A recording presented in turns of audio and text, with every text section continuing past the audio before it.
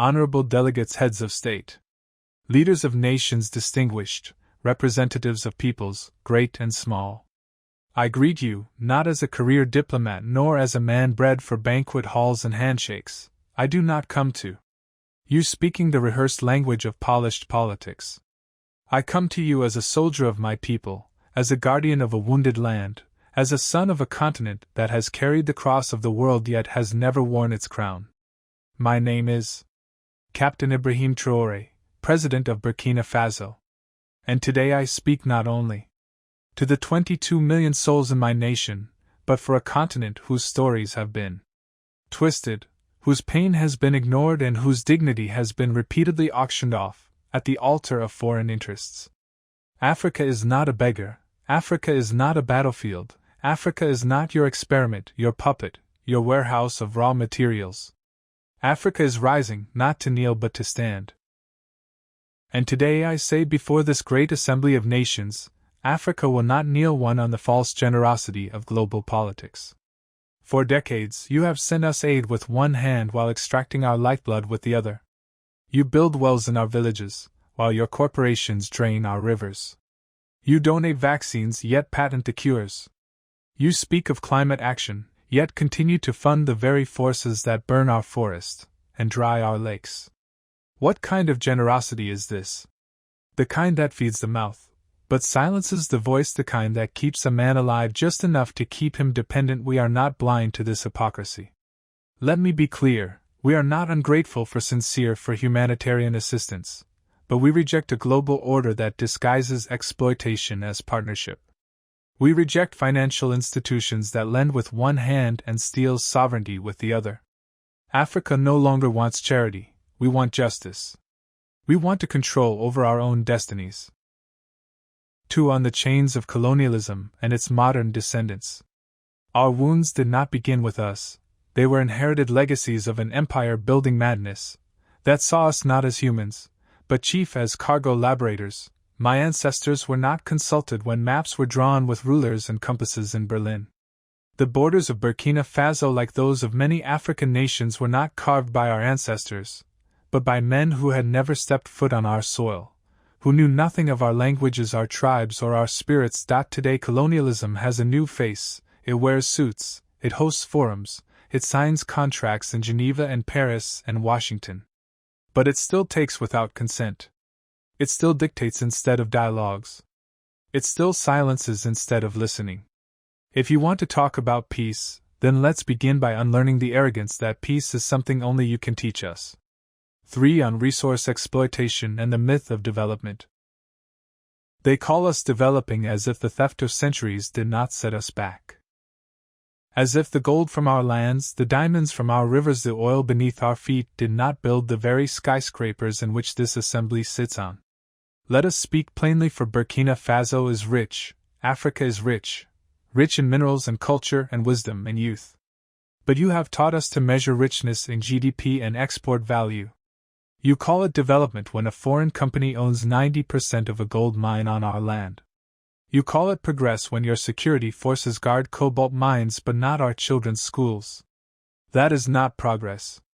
That is piracy with legal documents. From now on we will define development on our own terms. Development that puts children in classrooms, not minerals on cargo ships. Development that respects the land, the people, and the soul of a nation. For on sovereignty and interference, why is it that when an African nation makes independent choices we are called unstable? Why is it that when we seek military cooperation outside the colonial sphere, we are labeled as a threat? Burkina Faso has chosen to walk a path of sovereignty. That is not a threat to peace, it is a declaration of adulthood. We are no longer under your guardianship. We are no longer your junior partners in diplomacy. We are a free people. If a nation chooses partners that respect it rather than exploit it, that is not rebellion. That is wisdom. Let it be known, no foreign power will dictate the alliances of Burkina Faso. We will build relations based on mutual respect, not historical guilt or present-day intimidation. Fight on terrorism and manufacture wars. You ask why there is violence in the Sahel, you ask why our youth take up arms. But you do not ask who benefits when our minds are guarded by private mercenaries. While our villages are left vulnerable. You do not ask how weapons arrive in deserts that produce no steel. You do not ask why peacekeeping never seems to end the war. The truth is, many of the so-called solutions to African security problems are merely business models. Endless conflict has become a market, and African suffering has become a subscription-based service. Burkina Faso has decided to break that cycle. We will fight terror but not with dependency. We will secure our nation not with foreign dictates, but with national dignity. 6. On migration and human dignity, we do not want our youth droning in the Mediterranean. We do not want our brightest minds fleeing to countries that once called us savages. We do not want remittances, we want reasons for our people to stay. Why do our youth flee? Not because we lack beauty, but because we are made to lack opportunity. Not because we hate our land, but because our land is treated as someone else's property. Migration is not a crisis. It is a symptom of wars we did not start, of loans we did not need. Of a world order that tells our youth their only value lies outside their own homes. The solution is not border fences. The solution is justice. 7. On Africa's place in the world. Africa is not a mistake to be fixed. Africa is not a failed continent. Africa is the womb of the world, the cradle of civilization, the keeper of tomorrow's hope. We have been made invisible in global decisions that affect us deeply. At the UN Security Council, Africa with 54 sovereign nations has no permanent seat. What justice is this? You call it balance. We call it betrayal. You speak of democracy yet uphold a global structure where the powerful few take up the dreams of the many. We will no longer whisper in rooms where we deserve to speak, with full voice aid on faith and spiritual dignity. We are a spiritual people. Before your cathedrals our ancestors sang to the sky. Before your missionaries, we knew the language of the rivers and the laws of the sacred forest. Christianity came, Islam came, and we received them not as slaves but as seekers. But now we ask, will the church and the mosque stand with us truly, with us when all people are displaced by greed masked as globalization? Will your pulpit echo our cries? Or it will only repeat the songs of the powerful? Faith too must be decolonized. They must walk with the poor, not the privileged. 9. On unity among African nations.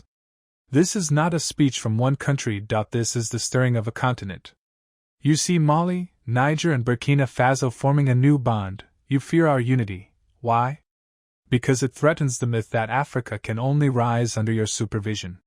We are uniting not to wage war, but to wage dignity, to pull our courage, to share strength, to protect each other when the world turns its back.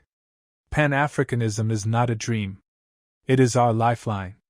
And we will build it stone by stone, heart by heart, with or without your approval. 10. To the youth of Africa, to the young boy selling oranges by the roadside, to the girl who walks 10 kilometers to attend school, to the child whose only choice is a stone but who dreams of stars, you are the reason we fight. Do not believe the lie that your continent is cursed. You are the blessing. Do not envy foreign passports. Be proud of your name, your land, your roots. The world may not applaud you now, but the future will speak your name in honor. 11. Final words. We will not kneel. I do not come to declare war, I come to declare will. So we will not kneel to fear.